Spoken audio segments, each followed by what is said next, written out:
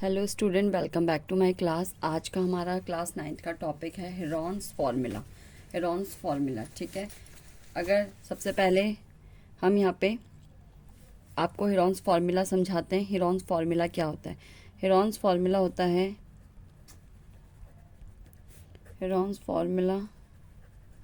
होता है area of triangle का S minus A, S minus B and S minus C. अब S इसमें क्या होता है? हमारा सेमी पैरीमीटर। क्या होता है? Semi perimeter. Semi perimeter.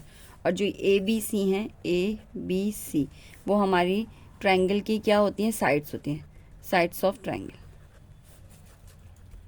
Okay, done. ये बेसिक सी बात थी इसकी, ठीक है। सो अब हम एक क्वेश्चन पढ़ते हैं कि क्वेश्चन क्या बोल रहा है, ठीक है। Find the area of a triangle, two sides of which are 18 centimeter and 10 centimeter and the parameter is 42 centimeter. So you have to find the area of a triangle. आपको क्या फाइंड करना है? the area of a triangle.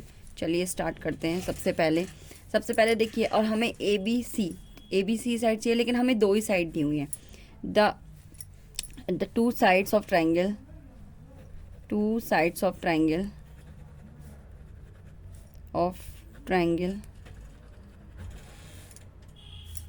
triangle A is equal to 18 centimetre, B is equal to 10 centimetre और C हमें नहीं दिया है, लेकिन हमें पैरामीटर दिया है। क्या दिया है? पैरामीटर ऑफ ट्रायंगल दिया है। So the perimeter of triangle is equal to A plus B plus C। Perimeter हमारा 42 है, इज इक्वल टू A की जगह 18 plus 10 plus C। 42 is equal to 18 plus 10 28 plus C, तो यानी C is equal to 48 minus 28 42 is equal माइनस 28। 42 में से 28 को माइनस करेंगे 14 सेंटीमीटर। सो C भी हमारी आ गई 14 सेंटीमीटर। डन। चलिए अब हम हेरॉन्स फार्मूला आपको यहाँ पे यूज करना है एरिया ऑफ ट्रायंगल निकालने के लिए। नहीं, और देखिए, एरिया ऑफ ट्रायंगल निकालने के लिए सबसे पहले आपको एस चाहिए, तो सबसे पहले आप एस का फॉर्मूला लगाइए। हेरॉन्स फार्मूला को हम बाद में अप्लाई करेंगे, पहले हमें एस निकालना है। यहाँ मैं साइड से निकाल देती हूँ एस को।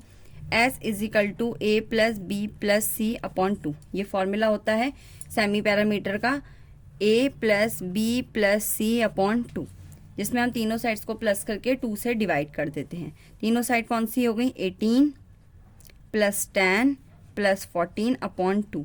18 प्लस 10 प्लस 14 प्लस करेंगे 42 अपॉन 2, 2 से 42 कट किया 21 सेंटीमीटर। सो हमारा सेमी पैरामीटर आ गया 21 सेंटीमीटर। अब हम हेरॉन्स फार्मूला अप्लाई करेंगे, जो आपको एरिया ऑफ ट्रायंगल का पता है कौन सा होता है? S minus A, S minus B, S minus सी।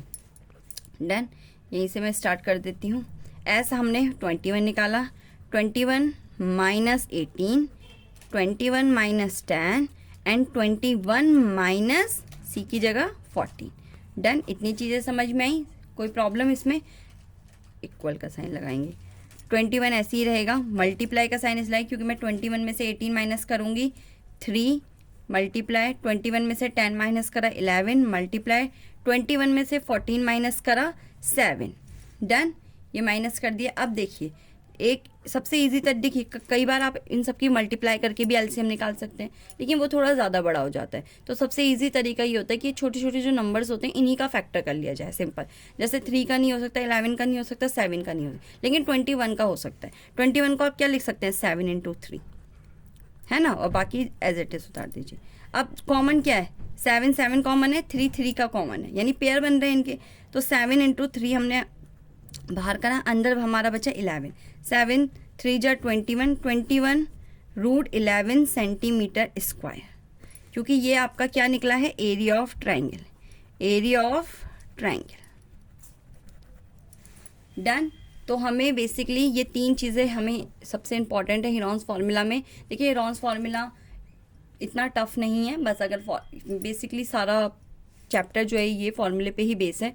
तो सबसे पहले ये तीनों फॉर्मूले आपको पता होना चाहिए। A B C A B C वो साइड्स होती हैं, एस आप सेमी पैरामीटर लेते हैं, और हेरॉन्स का फॉर्मूला क्या होता है एरिया ऑफ ट्राइंगल के लिए, तो रूट एस ब्रैकेट में S minus A, S minus B and H minus C. So आपको इस तरीके से इसको सॉल्व करना है। आई होप आपको ये क्वेश्चन समझ में आया हो। मैं इसके 1-2 क्वेश्चन सॉल्व करवाऊंगी जो एग्जाम्स में आते हैं, और इसी तरीके से आप हमारे साथ बने रहिए। वीडियो को लाइक शेयर एंड सब्सक्राइब करें, और बहुत मन लगा के पढ़ें।